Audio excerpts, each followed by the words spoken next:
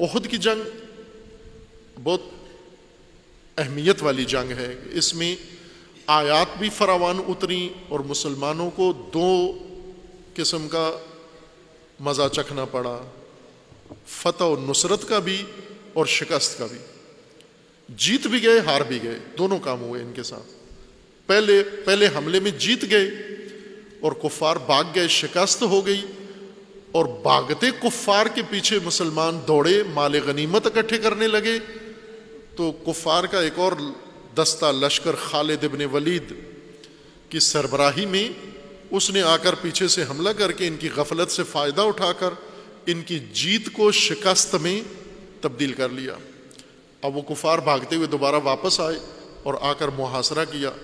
اس محاصرے میں عجیب و غریب کام ہوا۔ ایک تو یہ گروہ جنہوں نے اپنا مورچہ چھوڑا جہاں انہیں کھڑا کیا گیا تھا، رسول اللہ نے فرمایا تھا یہاں سے نہیں ہلنا، غنیمت کی خاطر، لنگر کی خاطر چھوڑ جاتے ہیں نا ڈیوٹی بسا اوقات، لنگر ختم ہو جائے گا، یہ غنیمت کی خاطر چھوڑ کے ٹوٹ پڑے غنیمت کے اوپر اور دشمن کے لیے راستہ کھلا چھوڑ دیا۔ وہ پہلے سے اسی امید میں تھے، وہ جانتے تھے ان کی نفسیات کو کہ یہ لنگر خور ہیں، غنیمت خور ہیں، اور غنیمت کے چکر میں اپنی ماموریت ترک کر دیں گے۔ انہوں نے پہلے سے وہ دستہ تیار کر کے رکھا ہوا تھا۔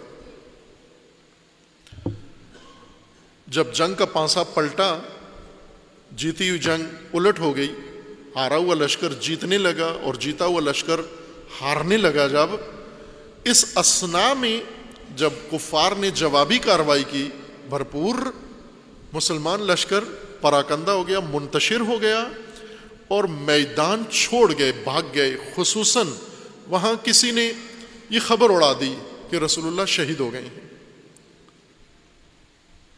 افراتفری کے اندر کسی نے یہ خبر اڑا دی کہ رسول اللہ شہید ہو گئے ہیں۔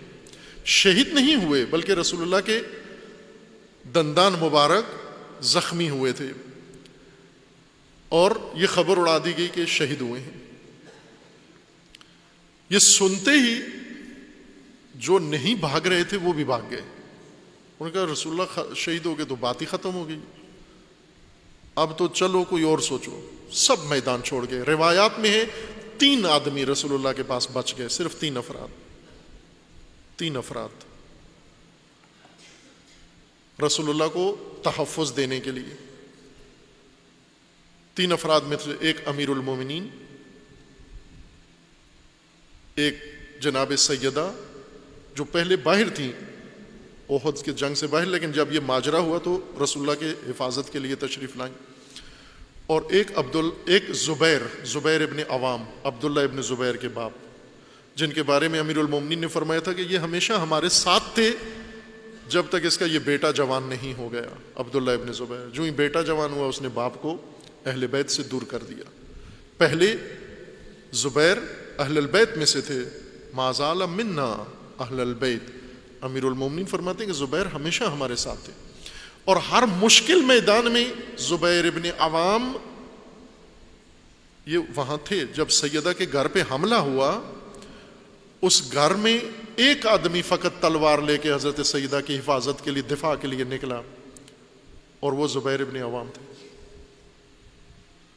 اور انہیں پکڑ کے وہاں پر اسی گروہ نے، اسی دہشت گرد گروہ نے پکڑا، ان کی تلوار ان سے لی، پتھر پہ مار کے توڑ دی گئی، اور ان کو سب کے سامنے بہت برے طریقے سے پیٹا گیا، کوڑوں سے مارا گیا، لاتوں سے مارا گیا، ہر ممکنہ طریقے سے یہ صحابی رسول کی بے حرمتی کی وہاں پر۔ بعد میں یہی زبیر ابن عوام جنگ جمل لڑے امیر المومنین کے خلاف۔ یہ نشیب و فراز ان کی زندگی میں تھا۔